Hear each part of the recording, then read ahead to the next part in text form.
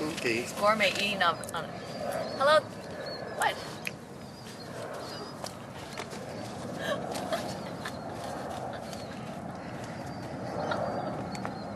I know. And she doesn't even drink, folks. You know, there has been equipment over here. Hello, this is Notaspringchick, and today we're going to talk about gourmet eating on a budget. Are you curious if that's even possible? Well, you know what? Big Lots yesterday. That's right. You're even stepping ahead. Well, you never know what you'll find. Because even places like Big Lots, 99-cent store. or the 99-cent store, you would be surprised at what you would find at those places because, well, what do they get? They get big lots of merchandise That wouldn't sell anywhere else. Yeah, either they're overstocks, closeouts, extras, but sometimes you can pick up some real bargains because, well, let me just put it this way. Things I will buy there for 99 cents, $1, $2, I would not buy at another store like Whole Foods for $6 or $7 and those are not always the ratios, but sometimes you just look out. And so if you've got the time, just, pop in, see what you can find. We buy USDA organic rated vegetables over at the 99-cent store. Yeah, and just because you're at the 99-cent store doesn't mean everything's cheaper. But if you know what to look for, in other words, if you've got those expensive taste buds, or you like gourmet foods, or you know what those labels mean, like that USDA organic, well, you're in good shape. It can help you a whole lot. In fact, we've got, golly, that's the pasta we got the other day. That was so healthy. Oh, that was so healthy. I had to add a lot to it to make it taste better. Yeah. Okay, it was really good. But there's a lot of ways that you can have gourmet, more ways than you would think. A lot of it starts with those stores with unexpected surprises. Now remember, on your budget, on places like those, because if with your regular plan, when you're planning on buying things, they don't always fit right in because it changes all the time, and if they have it, they have it. If they don't, they don't. So, well, although it's still important to have a plan. You really can't take a shopping list to like Big Lots or the 99-cent store. Sort of an impossibility. Yeah, I mean, you could take a shopping list if you wanted to, but it's not like your regular shopping list. I guess you could put bread on there and fruits and vegetables. Yeah.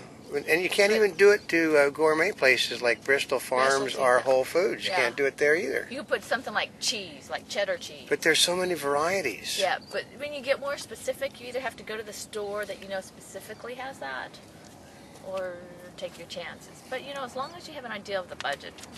So if you're curious, this is fortunately for us the LA Times, and this is, I can tell you who this is from. Is Jerry Hirsch. He's with one of the Times staff writers from the LA Times. And the newspapers are always great sources to gather information, to read, to find sell ads, to see what's going on. They're the best source of local information in the world. It is, for local information. Now, I know if you're watching this, you're watching the internet, which, is a wonderful source, but most of it tends to be a little more global. Okay, so it's not as specific locally. But it tends to be universal about, no matter where you're at in this country, in fact, even most of the world, still this shopping is the same for people everywhere. One of the things that's not on their list, which I would like to do, is get an extra freezer. If you already have a refrigerator and a freezer, maybe get a bigger refrigerator and freezer. But a freezer is important because, there's times of the years when you shop seasonally, Thanksgiving, 4th of July, Christmas, Easter. Yes, all those eating holidays. Yeah. When they have special promotions and they have food at those times that are a fraction of what they normally are. So those are good times to stock up. Or also when you find really good deals, don't you think? Because, you can overbuy on produce when it sells and basically freeze the produce. It's not a difficult thing. It's basically like a lot of things. It's no more than putting the vegetable in hot water with a little bit of lemon juice on it, and then you can freeze it. And you can really, come back, months later and have nice little peppers, stuffed peppers. You've already put the rice and the hamburger in them, and you freeze them. Yeah. Here's one I like. Buy high quality meats and serve smaller portions. Yeah.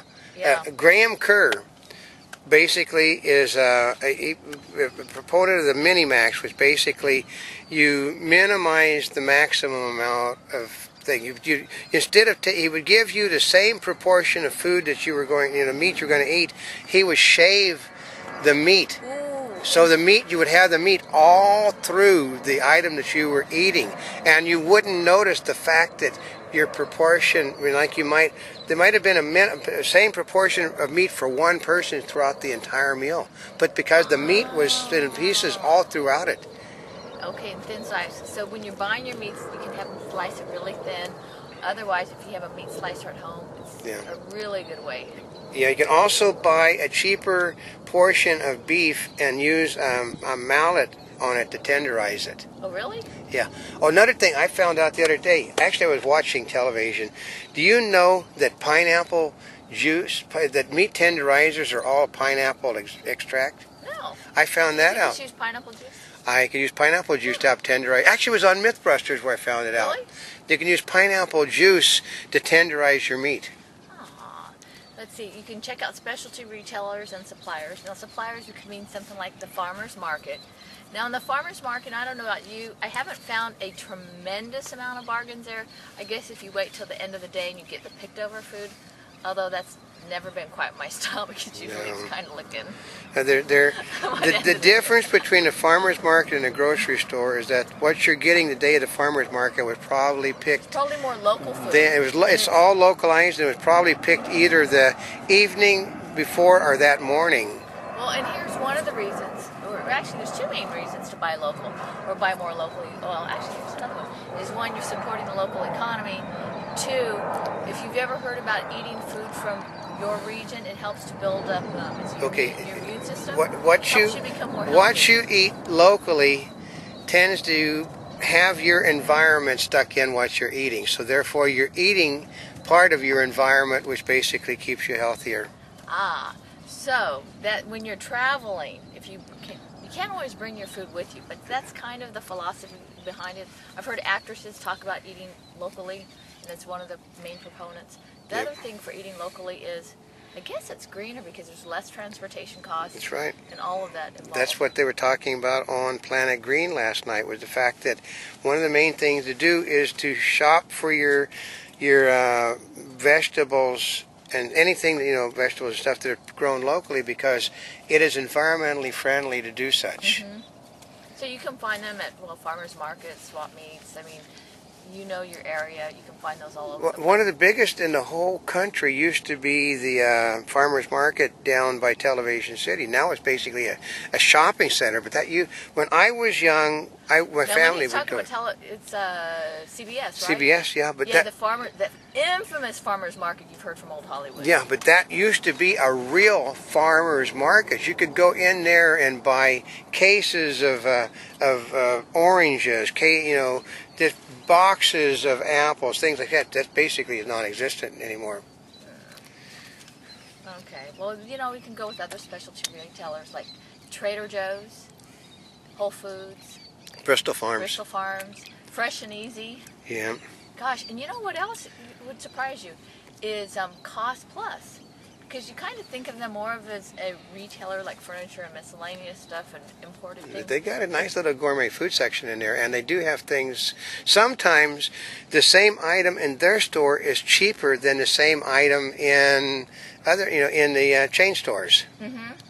Sometimes, so it's kind of on a product by product basis, but the ones that we've bought there on a normal basis, because I love my still grained, still rolled oatmeal. Yeah, your Irish oatmeal. My Irish oatmeal. Oh, steel cut oatmeal.